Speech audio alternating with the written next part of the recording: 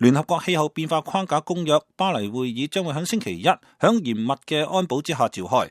美國總統奧巴馬將會喺星期日晚上啟程前往巴黎參加呢次嘅會議，而喺之前，奧巴馬總統喺佢臉書上邊貼出嘅一個視頻，呼籲喺氣候變化問題上邊達成一個全球性嘅協議。而呢個喺白宮後院嘅國家公園裏邊拍攝嘅2分多鐘嘅視頻裏邊，奧巴馬係親自上陣，除咗向公眾介紹白宮後院裏邊嘅動植物之外，仲特別強調咗環境嘅重要性。We've already been able to get 150 countries.